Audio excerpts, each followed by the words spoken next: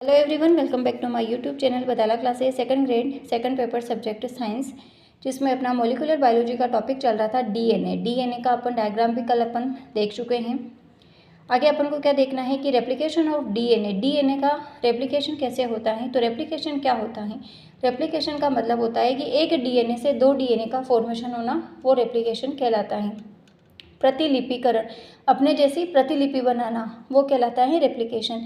जो cell cycle होती है उसकी इंटरफेज की जो ऐसे सब फेज होती है उसमें क्या होता है, इसका डीएनए का सिंथेसिस होता है। पढ़ा था अपन ने पहले। डीएनए रेप्लिकेशन की बेस्ट मेथड होती है सेमी कंजर्वेटिव मेथड। ये सेमी कंजर्वेटिव मेथड दी थी क्रिक के द्वारा। अब इस रेप्लिकेशन में मुख्य एंजाइम काम में आता है डीएनए पॉलीमरेज। आगे देखते हैं मैकेनिज्म ऑफ डीएनए रेप्लिकेशन। अब डीएनए का रेप्लिकेशन होता है तो वो किस प्रकार से होता है, तो कौन कौन सी प्रोसेस होती है। फर्स्ट देखते हैं अनजिपिंग। अनजिपिंग का मतलब अकुंडलन, कोइलिंग किया हुआ होता है तो उसको खोलना पड़ेगा, तो अकुंडलन। Formation of a new chain, नई श्रृंखला का निर्माण करना। फिर है अनजिपिंग, इसमें डबल हेलिकल जो स्ट्रक्चर होता है इस तरीके का अपने देखा था, उसको खोलने की प्रक्रिया को कहते हैं अनजिपिंग। अब इसमें कौन कौन से एंजाइम काम में आते हैं, तो फर्स्ट है एंडोन्यूक्लियस एंजाइम। जो रेप्लिकेशन ओरिजिन होता है उस पॉइंट को ये कट करता है, एंडोन्यूक्लियस एंजाइम। सेकंड होता है हेलिकेज एंजाइम। डीएनए की जो हेलिकल स्ट्रक्चर है उसको खोलने का काम करता है। जो हाइड्रोजन बॉन्ड होते हैं वीक, उसको तोड़ता है। फिर आता है थर्ड टोपोआइसोमरेज एंजाइम। डीएनए अब हेलिकल स्ट्रक्चर को खोल दिया, हाइड्रोजन बॉन्ड को तोड़ दिया, तो क्या होता है डीएनए का जो तनाव होता है उसको रिलीज करता है कौन, टोपोआइसोमरेज।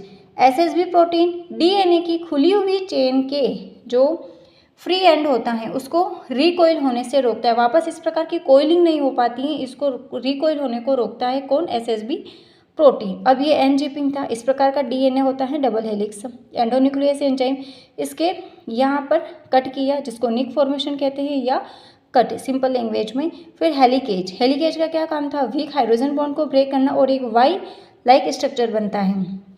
एसएसबी प्रोटीन तो डीएनए को रिकॉइल होने से रोकता है, तो डीएनए टेंशन में आ जाता है और इस टेंशन को कम करने के लिए किसका यूज़ किया जाता है, टोपो आइसोमरेज का। क्लियर। रिकॉइल होने से कौन रोक रहा है, एसएसबी प्रोटीन, और टेंशन को रिलीज कौन कर रहा है, टोपो आइसोमरेज एंजाइम। अब सेकंड है formation of a new chain, नई श्रृंखला का निर्माण होना। अब नई श्रृंखला के निर्माण में नई चेन का जो निर्माण होता है हमेशा 5 प्राइम टू 3 प्राइम डायरेक्शन में होता है, जबकि डीएनए का जो रेप्लिकेशन होता है वो बाई डायरेक्शनल होता है, द्विदिशीय होता है, दोनों डायरेक्शन में होता है। Requirement for new chain formation. अब नई चेन के फॉर्मेशन में किस किस की रिक्वायरमेंट होती है, आरएनए प्राइमर, डीएनए पॉलीमरेज और लाइगेज। अब ऐसा होता है डीएनए रेप्लिकेशन का 3 प्राइम से 5 प्राइम, 5 प्राइम 3 प्राइम, ये तो अपन को पता है। अब इसमें क्या होता है, ये होता है टोपोआइसोमरेज, ये होता है हेलिकेज एंजाइम, ये एसएसबी प्रोटीन है, और ये कंटिन्यूस जो दिख रहा है, कंटिन्यूस चेन को अपन बोलते हैं लीडिंग चेन। ये आरएनए प्राइमर है और ये डिसकंटिन्यूस चेन है जिसको कहते हैं लैगिंग चेन। और ये जो आपको फ्रेगमेंट दिख रहा है ये इसको क्या कहते हैं, खंड में विभक्त हैं डिसकंटिन्यूस चेन, जिसके जहाँ पर क्या बनते हैं, ओकाजाकी फ्रेगमेंट का फॉर्मेशन या ओकाजाकी सेगमेंट का, ये होता है लाइगेज। इस प्रकार के बहुत सारे ओकाजाकी फ्रेगमेंट होते हैं और उनको जोड़ने का काम करता है लाइगेज एंजाइम। नई चेन का जो शुरुआत होती है वो आरएनए प्राइमर से होती है, आरएनए प्राइमर से होती है। आरएनए प्राइमर जो कि एक डीएनए खंड होता है, डीएनए सेगमेंट होता है। आरएनए प्राइमर का फॉर्मेशन आरएनए पॉलीमरेज एंजाइम से किया जाता है। डीएनए के रेप्लिकेशन में एक न्यू चेन का निर्माण सतत रूप से होता है जिसे कहते हैं लीडिंग चेन। एक नई चेन का फॉर्मेशन होता है जिसको क्या कहते हैं, लीडिंग चेन, और ये क्या होती है, कंटिन्यूस चेन होती है, ब्रेक नहीं होती है बीच में से टूटी हुई।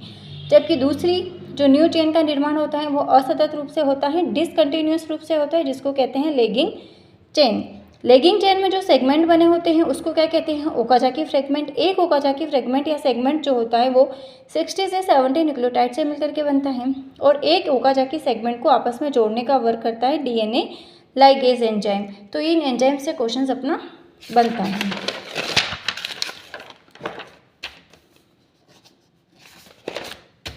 अब डीएनए रेप्लिकेशन का मुख्य एंजाइम होता है डीएनए पॉलीमरेज। ठीक है।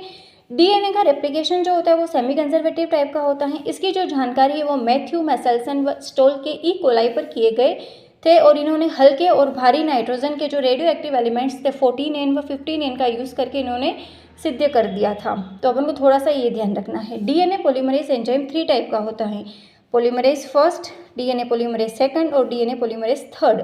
तो मेन टाइप का होता है डीएनए पॉलीमरेज थर्ड, ये मुख्य एंजाइम होता है डीएनए रेप्लिकेशन का।